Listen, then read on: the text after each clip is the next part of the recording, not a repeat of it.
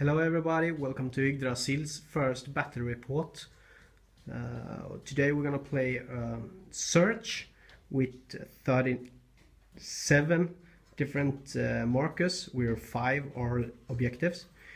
We are using a variant where the markers cannot show which are the objectives. Instead we have inserted 5 hearts into this deck of cards. Meaning that we can use anything for a marker. We have had a discussion on the forum, and a very sensible comment were that regarding this mission, that PHR has a disadvantage because they are a bit slower. And so today we're going to do a battle report between what we consider fairly typical PHR army versus a Sheltari army. And we'll see how that goes. Alright, we're going to do a small presentation of our armies. We have tried to make a typical PHR army. We have Zeus and an Odin in a Neptune, together with Sirens in that battle group. A standard, 3 Phobos and 1 Ares in 2 squads, both with Neptunes.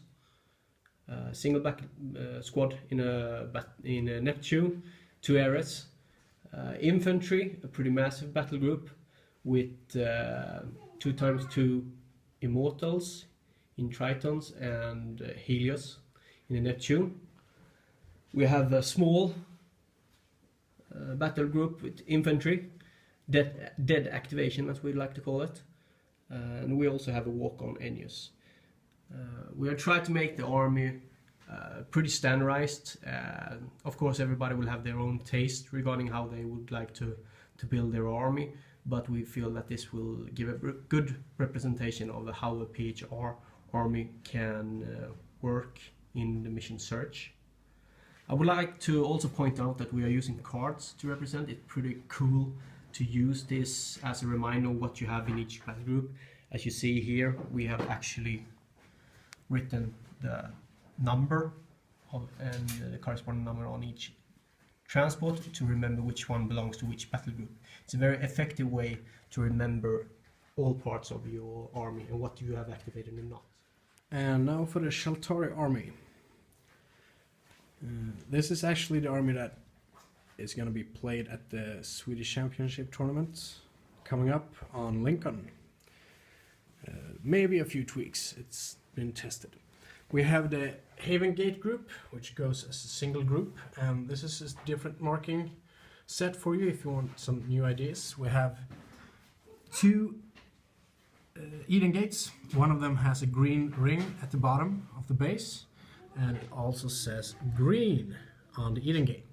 And the same for the Havens. We have blue, and we have pink, and we have purple, and one is unmarked and one is unmarked. And you don't actually have to mark them. Those that are unmarked have lines instead of marks. And we have the Court of Elders. We have Firstborns, and we have Jaguars and Gariel, the new commander. What level of commander are you? It's a level 4. Level 4, yeah. And then we have the standard battle group. It's called the Sword Point in Sheltari. We have 2 Tranquilus and 1 Firebreak. Also gonna, make safe for a gate in the purpose of moving around. And we have Warrior Clan, 2 Braves, 1 Totem and 2 Braves. I actually started playing with the Totem before Orbital Bombardment said it was great for rushing up and taking out small dropships and stuff like that. So yeah, I'm not gonna take credit for listening to their dropout, but I was, or their blog, it was actually really good and good presentation. And we have a Warrior Clan with 2 Braves and 3 Kukris. They are taking over the Hawk War Games office as well. Yeah, they are. And we have a little scout group with 2 Yaris with anti-air weapons. And we have 2 Caymans in the last one. So that's the Sheltari army. By the way, who are you? My name is Erik Egge Robertson. I was in Invasion, did pretty good, much better than I expected. I've been playing Dropzone Commander since about 6 months after it came out, mostly because Sweden is a little lagging behind Britain. That's basically it. The opponent is Linus. I go as Lord Falkstall as well. And yeah, I play Sheltari for my tournament event, and those are actually my PHR as well. PHR was my starting army, and I have switched over to Sheltari. Not just because the meta that says that they're best and stuff like that. It's because I like the playstyle more, they're more movable. And that's actually what we're gonna test now. So let's see if I'm right or wrong. Do you hope to be on Invasion in September? I actually do hope to be on Invasion. You have a t-shirt at home waiting for being used? I do. I am a part of Team Sweden already. I have qualified for it. I'm going almost evenly with Egge in playing style and even in matches. But I have a family and a lot of kids and stuff like that, so I wasn't able to go in January, which I wanted to go, or February, I don't know who wants. But I'm trying to go in September. Yeah. So it's gonna be fine. Yeah. All right. Good. Then we'll start. Yeah, let's start. Yes. So we have rolled to see who will start, and in Sweden we do a special way of handling the first initiative roll, because the player that decides to not go first will actually move over the decision to decide on the side to the opponent. So in this case, Sheltari lost the roll, and I won, and I don't want to start. So Linus get to choose side, and he has chosen this corner here. Yeah, this corner. All right, turn 1 is finished. We have the Sheltari way in the lead. They have flipped, I think it was six markers. They had a lot in their deployment zone. They've also found an objective with a Haven Gate, which cannot pick it up, so it just got flipped. So no one is actually in control of that. They have Sheltari are inside of 3 buildings, and they basically haven't shot anything on any building, while PHR shot 4 damage on this building and 8 damage on the center building, which Sheltari is already inside. So they do have a lot of advantage when it comes to movement, at least the first turn. I have played a lot more restrictive than I actually expected, so we'll see if I get to suffer from that. But a lot of my movement has been based on advancing far. I have the Immortal Squad far outside. I have Phobos outside, so they can deploy next turn. The Helios didn't reach the objective this turn. We also have the HQ in the center, and the areas are prepared to fire on something. I'm hoping a bit on the Helios against the gate here. I might be able to take that one out. It would limit his infantry mobility in the center. I have 1, 2, 3 squads that are going to flip next turn. We'll see how that goes. Linus, do you have any secret plans you want to share? Yeah, I've been able to take a lot, and I have moved a lot of my troops to the left. I am not a fan of Phobos. I know that they can kill off my gates very quickly, so I'm going to try to take those out wherever they land. I also have a plan for his Helios in the middle. I am a little bit afraid if he has countermeasures hacked, then he's going to be able to take this gate out. Otherwise, it's going to be really hard for him to do that next turn. In the next, I am probably going to be first for these 3 ones in the middle, but I have a plan for it. I don't know if it's going to work though. So let's see how that goes. Yeah, we also had a small notation which is rather interesting here. Yeah. The Yaris actually started on 2 separate parts, entered the table on 2 separate parts. And when they entered, they were able to flip both markers. In retrospect, it really didn't matter that much, because we have the HQ could have taken that one, the Yaris could have taken that one, and then they came and took that one. But it's an So interesting it really doesn't point. matter, Yeah. but it's an interesting point. They ended up in coherency, but they started without. So the question is if we can do it or not. We decided to allow it this time. Alright, turn 2 is finished. Sheltari is still in the lead. They have currently 3 objectives. PHR have 1. PHR started with the monorail, so they could get their infantry from this building over here. The PHR have, during the turn, used a secret entrance to get into this building because the dropship was way over here. They weapon hacked the, what's it called? Cayman. The Cayman, and killed the gate standing here, who had also been suffering from a drive hack, so he couldn't get away with this infantry. So they are now manning the walls. They have an objective right there. The Shaltari infantry moved over here. Tarantulas. Yeah, they didn't reach to flip. And then we have the Jaguar find an objective. The Ares shot at that one, failed to damage both. Not much action otherwise. We have the super infantry. The firstborns are in this building. Suffered 15 points of damage. 3 of them are dead. The Sirens here found an objective, and instead of walking in and taking it to a fight next turn, they decided to leave the objective to the NU. And I think that's pretty much it. Yeah, the Helios got double tapped by the Fire Drake. Yeah. Damaging both because I was stupid in placing them together too much. And then they moved up, flipped this objective, jumped in, jumped out, and flipped this objective. Yeah, that's what we call a frog leap. Yeah, and none of them was actually an objective. They just flipped the marker, yeah. And then these infantry shot the last one down. The British call. Overall, the PHR found flipped 8 markers, and found 1 objective. The Shaltari flipped 4. So right now it's actually 10-10 in flipped markers. So far the PHR is keeping up in speed, I would say. Linus? Yeah, I would say that as well. Although for next turn, Shaltari has the upper game in how many places they can get. The Shaltari can take more objectives in the next turn. So the goal for Shaltari will most likely be to try to pull back a bit now. Yeah, although there's only 1 objective left. So in this game it actually doesn't really matter, and I think it's kind of fair. Nothing is decided. Yeah. So it's a good game so far. Yep. All right. Yep. Turn 3. All right. We have now finally found in turn 3 all objectives, and flipping markers. The Shaltari found 15. The PHR flipped 14. The Shaltari have found 4 objectives.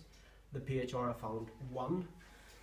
1 is here. It's most likely gonna make it. The Shaltari found 1 here. It's gonna be a fight here with the normal brace, right?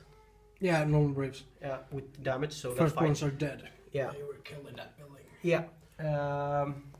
He's gonna get reinforcement next time. We have 1 Yari. Yep. Will go out.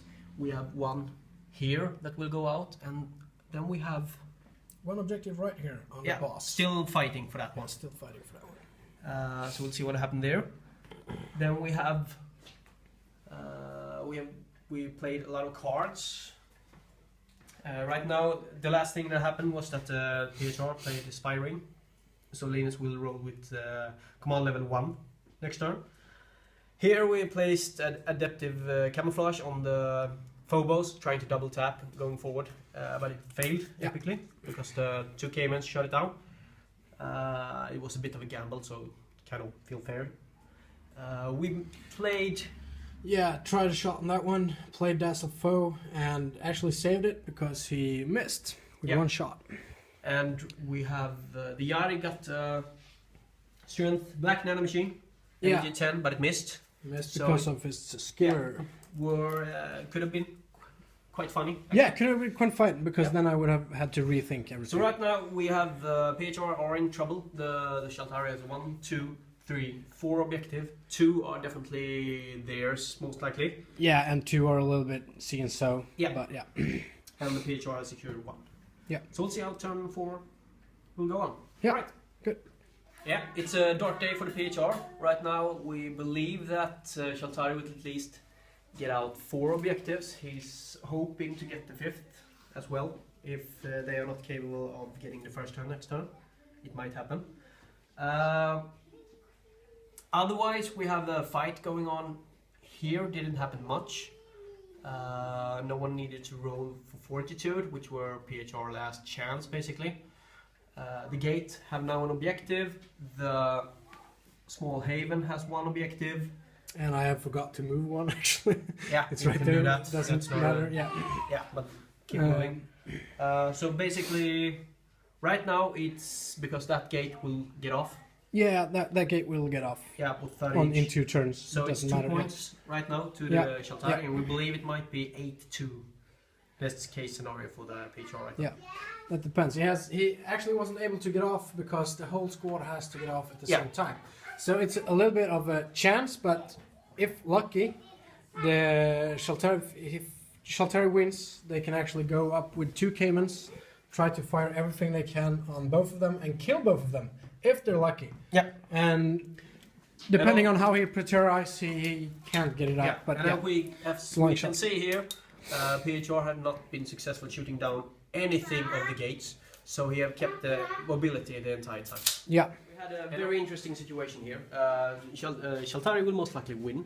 However, Linus activated the Cayman first, shoot at the Enius. One has an objective, he then wants to activate the commander to shoot at it backwards. The front one survived. I had a choice of either activating the Enius and going off, but I've already lost, so I did another thing instead. This fight here is very important. The infantry. I just take these. These 2 guys have one objective, and these are positioned here. I used a hot landing zone, crazy pilot, landed with my dropship here because hot landing zone is valid. This, when it's Linus' turn later on, he activates this battle group. This squad is automatically pre-activated. He moves that objective to this squad, who then jumps into one of these havens. Both of these havens, he moves 9-inch somewhere around here. Barely survive the hot landing zone. These 2 havens jumps in, and they move another inch. Yeah. So what's going to happen now is, with this move, we can show that it's worth fighting for each and every single little movement. It's a very interesting aspect of the game. So this is one way to use the hot landing zone. Otherwise, Linus would be able to go 7-inch here, and then go longer with the gates. Yeah. And guaranteedly going out. Now we will see what happens. Now we'll see what happens. Yeah. Might not get off, but might get off. Yeah. All right. Good. All right. It should be noted that we have discussed how we should play and the options we have had, especially with this solution here. We just wanted to show everybody what we can do. Yeah. No, he was not thinking where I was going to go and land. We discussed it. Yeah. So it's very important. For instance, if Linus had activated this squad first, who was the single squad first, then I would have got 2 activations to try to solve the situation, which would basically, I think, guarantee that you would not have to trick to kill something first and then get it off. Yeah. It would have been much harder. Yeah. The status is that Linus still have 2 objectives off. He needs to get this off, otherwise he has only 2 points there, and I got 1 objective off. It's not so much to say. This combat ended pretty much as we expected. The Immortals just died. Now the Sirens has gone in, and the other guys jumped into the transport, jumped into this. And as you can see, we have previously had 1 dropship before who landed. The fire rate came and blew it away. Then I landed with 2 other dropships trying to stop him. If we get a hot landing zone or it kills them, he has lots of possibilities for that with the Caimans. Then it might be possible for him still to get out, but we're not sure. No, we're not sure. That depends on next activation, if you manage to kill my Cayman and stuff like that. Yeah. All right, so we're going to last turn. Let's go. And the final result is 6-2 for the Shaltari. There was a lot of fighting. The PHR here sacrificed, I think, 1, 2, 3, 4, 5 dropships landed, got killed, landed, got killed, landed, got killed, landed, got killed. Then we have a landing here. That actually prevented the Shaltari from getting out. Yeah. If he had saved one of the cards a previous turn, allowing him to move over the building, he could have gotten the Yari off. Yep. Which is an insane kind of combo. What did you say? 24 inches? 26. 26 inches. The Eden Gate goes 10, lands about there. Then the Haven Gate jumps over the building with a card, or if that one wouldn't have been there, goes 7. Sorry. Drops one of the Jaris, which is fine mass, and that drops 9 inches and goes out.